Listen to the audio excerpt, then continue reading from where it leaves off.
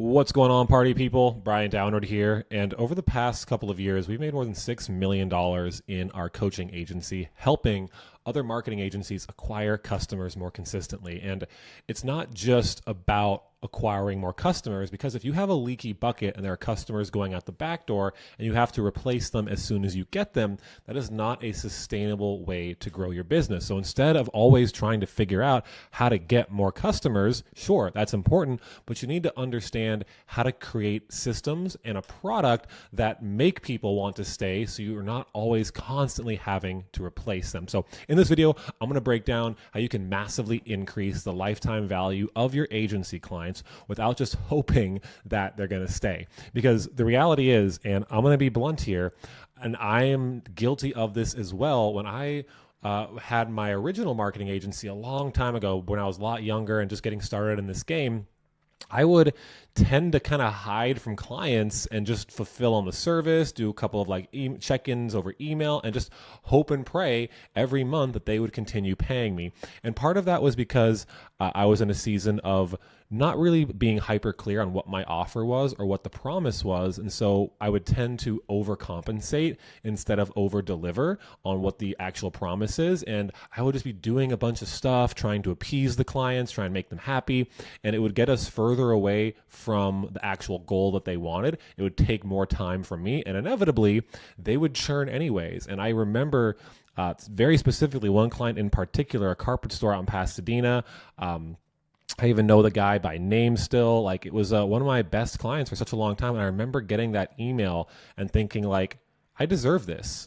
That cancellation email where they said they were going to stop and hey, we appreciate it, but we're going to move on. And I knew in my, just in my soul and my bones that this was my fault. I could have prevented this if I did some of the things that I now know today. So I'm going to break this down for you, and this will help you just really stop losing clients and engineer some systems that allow you to keep them longer. And just even fast forwarding into today's current business that we're running, we had this idea of assumed continuity where after a client's initial agreement, it would roll into assumed continuity where they would keep paying unless they said otherwise or canceled.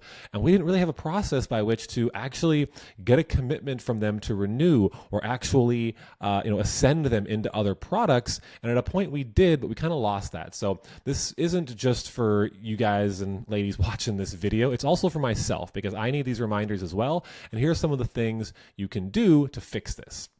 And just again, to kind of exaggerate the problem, dig the knife in just a little bit more, most agency owners are just kind of assuming their clients are going to renew. And I was guilty of that as well. And we don't really plant the seed of what comes next. So we are lacking the appropriate expectation setting to get a client to see the longer time horizon of working with us. We're positioning ourselves as more of a lead vendor and something that is nice to have rather than need to have, right? And as a result, they hit the end of their contract and they peace out. So let's talk about some ways you can fix this. One of the first things you need to be doing, and this starts at the initial conversation when you're on a sales call with them, you need to be pre-framing renewals and the ascension path together. Instead, you're just going to be playing defense. So I joke about this idea of a relationship test, and now I've been married for a long time now and with the same woman for more than 10 years, and she's amazing. But there was this kind of joke that I had with my friends of when you're dating someone new for the first time, you kind of have this test of where you plan something together 6 months, 12 months down the road. It's hey, do you want to go on a vacation to Mexico 8 months down the road from now? And it's kind of this litmus test of, does this person, do they have that same level of commitment? Are they going to be around in 8 months? Are we still going to be together? And in the same way, you need to be seed planting that with your clients. Hey, we have an initial 3-month commitment here to work together. But what our intention is after that third month to, in months 4 to 6, do this. In months 6 to 12, do this. Months 12 to 24 and beyond, this is the plan. And then you start to seed plant and have this little bit of a relationship test. So not only they're not surprised when they get there, they're maybe even anticipating what comes next because they're excited for the next stage of the relationship. So this starts all the way at the initial conversation and something that you need to be baking into your sales process to help them see what comes down the road. Second thing you can do, and this is really for those of you selling marketing agency services, so Facebook ads, SEO, SaaS, those types of things. We have this model called the SPA offer. Essentially, it's called the Strategy Partner Agency. And what this does is allows you to position yourself in a way where you're more of a strategic partner in their business and less of just a lead vendor. Very often, and I think to our personal injury attorney agency, that it's very transactional. They very often work with multiple lead vendors, multiple lead sources, people sending them and buying leads from different places, which is fine. But if you fall into that category, you become commoditized. You fight to the bottom of the barrel on price, and you, again, position yourself as something that's nice to have. But when push comes to shove, if they have a down month and they're trying to make payroll and you're not need to have, you are on the chopping block and you will very likely be on the receiving end of a cancellation notice. So three kind of components here that I highly recommend that make up what we call, again, the Strategy Partner Agency offer. And the first thing is going to be what you're probably already likely selling, which is some sort of high ticket done for you lead gen service. This might look like you're running Facebook ads, doing SEO, Google ads, sending them leads, whatever that piece is that actually fills their bucket with water being opportunities for their business. And then number two is going to be a lower ticket, what I call utility SaaS. Now, if you think to some of the services that exist that have the highest lifetime value, it's things like your internet provider, your cable provider or streaming services, your cell phone bill, lawn care, home security. And the reason why is those are services that just work without you having to do anything. And you only notice them when they're not working. So in the same way, when you're asking your clients to do a lot or participate too much in the execution of the service, you're creating friction. They're very good at what they do. They're not good at marketing. They just want the outcome and don't have to think about it. So when I hear things like utility SaaS, this would be things like voice or message AI, missed call text back, lead nurturing, automations and workflows, anything that you can set up once that they can continue to pay for, even if they potentially churn out of your higher ticket service. I'll talk more about that in a minute, but this is a really good 1-2 punch because this fills their bucket with water, the done for you lead gen, and the lower ticket utility SaaS plugs up that bucket. So it maximizes the opportunities that you are sending to them and maximizes the opportunities they are getting from other places. And third, and probably most important, and frankly the easiest, is just how you are positioning yourself in the conversations you are having with clients. So again, we're going to talk about this 30-day strategy reviews in just a second, but so many agency owners out there just do this like boilerplate 30-day check-in call, kind of talk about like nothing, build some light rapport, and no one really gets that much value out of it. It just kind of affirms and lets them know what you're doing, and you're kind of like, hey, you're still going to pay us, right? Okay, we're good. Awesome. Again, that is positioning you as a lead vendor and you are expendable at that point. What I would encourage you to instead do is position yourself more as a strategic partner in terms of how you advise them on other areas of their offer, their sales, their marketing. And this kind of falls into the category of fractional CMO, but here's where people get trapped is it's not fractional CMO in where you're just going to go execute anything and everything they need like I did. Again, overcompensate versus over deliver on the actual thing you do. I would like go do banners for events they had or like new logos for new product lines and help them name things and like build one-off websites and do like post content, do blog, like write blog posts, like all this random stuff that didn't actually get them closer to the goal. Instead, what in this suggestion, you need to audit the process with them, give them some suggestions, and ideally have people you can refer them to actually go execute that. And maybe, hey, you even get an affiliate commission off of some of those services that you refer them out to. It's not that you are doing them and getting outside of your zone of genius with these two deliverables, but purely by positioning yourself as, hey, we're going to actually strategically review the other elements of your company. I'll make suggestions and help you guys find the right places to implement this so you can get better results. Even if it's just in changing the phrasing of, hey, 30-day check-in calls to 30-day strategy reviews, just how you position yourself is valuable. And you don't really have to change much of how that conversation looks like other than being able to help them find gaps that they can solve, and you can plug in the necessary things to help them do it. And again, potentially get paid as long as it's not adding more things to your plate and creating scope creep that goes out of scope with the original things you're working on. So During these 30-day reviews, again, I already kind of talked about this, but want to recap wins, review KPIs, set new targets, propose next phase of offer, and then ID gaps that need to be filled. So it's pretty straightforward, but this is, again, how you can go from lead vendor to more of a strategy partner agency and not be so disposable. Cool. Let's go to the next one. This one's an important one as well.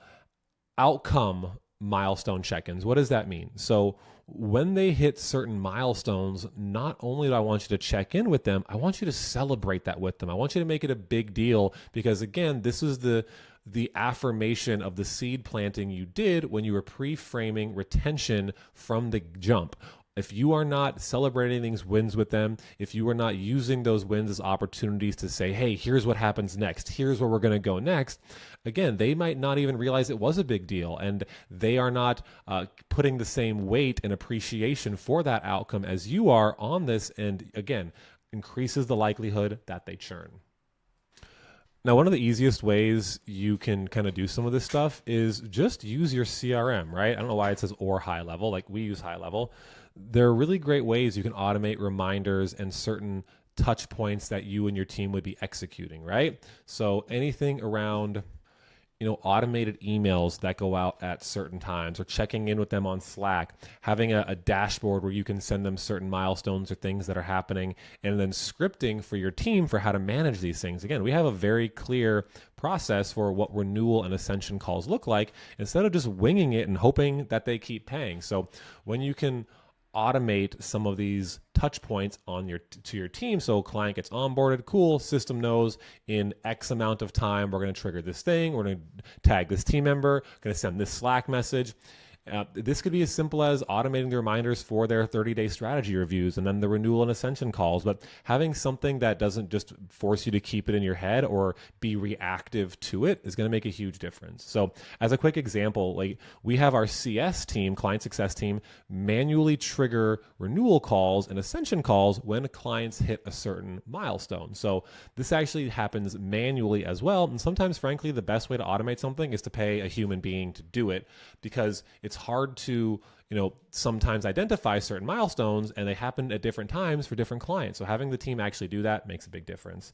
And we also track usage. We have one lovely lady who tracks the usage of all of our clients, so we know when clients are not only very ripe for potentially upselling, renewals, ascensions, but even more important, or equally as important, potentially at risk of churning. And so we have a little system we call the RGY audit. Essentially, it stands for red, green, yellow. I know that's not the order. It could be green, yellow, red, or red, yellow, green. That's not the point. The point is we have this convention where in our client tracking system, we give a color designation to every client. Are they red, in standing of potentially churning out? We got to go salvage that relationship, figure out how to make it work. Yellow, kind of on the fence, not sure. Again, we're going to probably need to go get feedback from that client, figure out how to get them back in the green, because green is an indicator like, hey, they're in healthy standing, they're liking the program, they're getting results, they're very likely to continue. Hey, go sell them the next thing. It's a really simple convention that we use. You should adopt this, and it will make a big difference in you being able to have oversight of where all of your clients stand, so you're not just leaving it up to chance.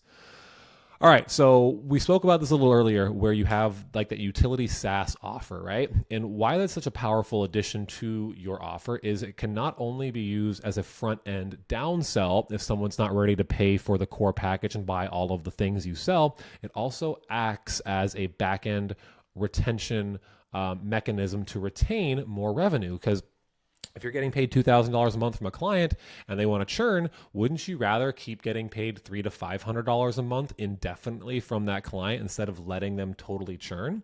So again, there's a couple of examples you can kind of check out. My favorite is just the utility SaaS, and you make it something that, again, it's a utility bill. They're just going to want to keep paying it. Websites are one of the classic examples of this. It's like one of the things that a client will cancel last, but hosting fees, $100 to $200, this is not that much. It's hard to build a sustainable business off of that. And the amount of effort to go build a website on the front end just to get $97 to $200 a month in hosting fees, it's usually not the most sustainable model. I prefer more of like a SaaS that just works and helps optimize, maximize the current opportunities they have. That would be my recommendation.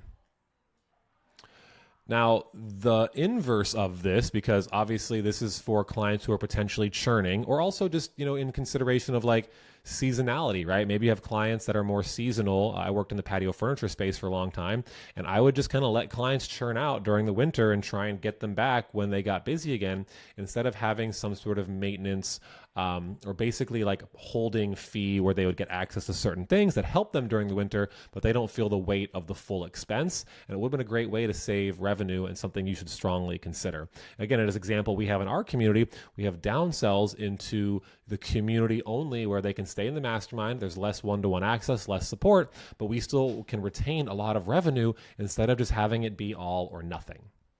Now, again, inverse of this would be ascension offers. An ascension offer is basically an upsell, or the thing that comes next, because again, we're talking here about how to maximize customer lifetime value.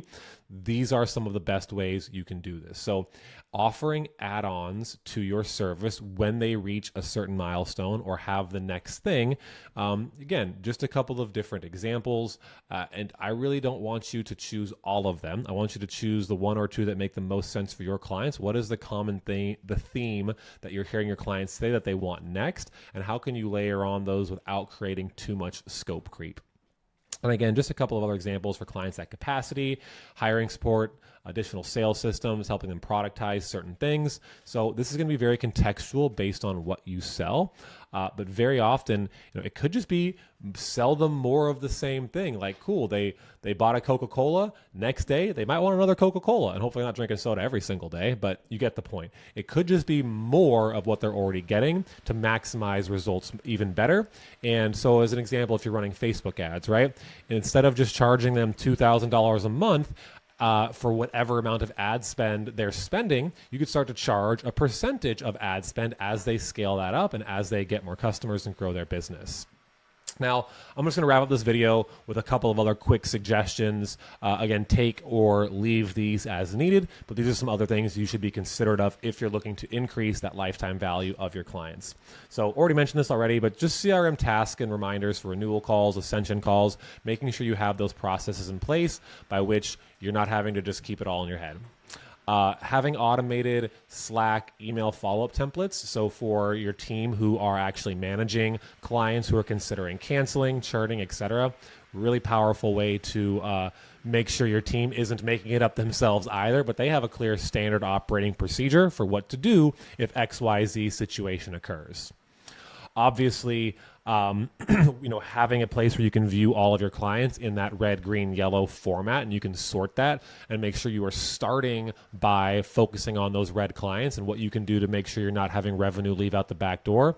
Be aware of it so you can act on it, because having the data is going to create action, and action will create that optimization, and it's kind of like this nice flywheel. So again, more internal SOPs for your team. What happens if XYZ situation occurs? Kind of already talked about that. We have a weekly client success meeting where our client success team meets and has this entire conversation. And every single week, we make a plan for the team to execute upon. So it's not just left up to chance. This is an important one as well. If you do have clients that churn, assuming it wasn't like a really bad experience for them and they still have some level of rapport with you, consider client reactivation 6 months apart. So when someone churns out, reapproaching them with some type of limited time offer or a discounted price to come back and join every 6 to 12 months, going to make a big difference in you bringing back people who already have paid you money. It's very often easier to get someone who's already paid you money to pay you more than it is to convince someone who's never given you money to do that. There's some study by Google that it costs like 7 times more to acquire a new customer than it is just to keep one. So this is something that you should be considerate of. And what are you doing to bring back customers who've already been in your product who potentially would benefit from being there? All right, a profit maximizer is something you can sell at I'm not going to say an extreme price, but much, much higher than you would normally sell it. And this can be additional hand-holding, one-to-one support, done-for-you implementation, something that's going to massively reduce friction or increase speed of execution or speed of the result. And you can charge a massive premium for this. Shout out to Alex Hormozy, where he had this idea of this, like as an example, a auto repair shop who just took the cars that came in the order they came in. But sometimes businesses, like like an HVAC company, their van breaks down. Instead of putting that person just in the wait list or the queue of vehicles, it costs that business thousands and thousands of dollars to have that truck not be on the road. So that business would be willing to pay a premium, a profit maximizer, to get that done and that job done even faster. And you can move them to the front of the line over the people who might not care that much, right? So the family who comes in, they got 2 vehicles and they just, hey, I just need a quick repair. Hey, are you okay if that takes 3 to 5 days? Cool, sounds good. We'll see you then. They probably don't care that much. The business though, the 3 to 5 days, their truck is off the road. That is a lot of money they're leaving on the table, and they would pay for the premium to get it done faster. So that's just one example. I also like to reward loyalty, and this could be as simple as offering gifts to your customers who have stayed for a certain amount of time. We have different milestones for when they join, for staying for 6 months, 12 months, 2 years, 3 years, because we want to acknowledge and reward that loyalty and make sure people know we appreciate their business and do something special for them that is just going to, again, affirm in their mind this is the right decision to stay with this company, because this is not just a transactional thing. They actually care about my business. They care about me, and I want to continue to work with them. And then client satisfaction and offboarding surveys. We've got a couple of different ones. Obviously, when people churn out the back, when they onboard, and towards the middle of the program that they're in, we want to get their feedback. Not only does their feedback in their own written words make incredible copywriting for ads, but it just helps us understand, how do we refine the product? How do we make sure we are being preemptive with potential issues? Because if one person says it, 10 people are thinking it, and you need to be able to solve those, because if a customer is willing to bring you a problem, don't be the business owner that takes that personally and makes a big stink. You need to be willing to take the feedback and optimize. Lastly, before we bring this video home, seasonal offers, right? I talked about that I was in the patio furniture space. It would have made me a lot more money if I had more of a winter offer that would allow them to maintain, or even a profit maximizer during the busy seasons where, hey, if they had additional campaigns they needed to run, or if they wanted me to do like a 4th of July sale or Memorial Day sale or whatever that will look like, charge them additional for the additional work, not just allowing the scope creep to set in and do whatever they're asking for. So I hope this video has been helpful for you. If you like this, do me a favor, hit the like button, drop a comment below, say, hey, Brian, this was great, or just comment your favorite sandwich. I don't really care. It helps the algorithm a lot and helps this channel reach more people so we can make more impact. But I appreciate your time so much for checking this out. And if you're interested in seeing how we can do this for your business and work together, go check out the description below. There should be a couple links. You can go see our prospecting the box demo. And if it makes sense for you, maybe we can work together. Otherwise, I will see you on the next one. Adios.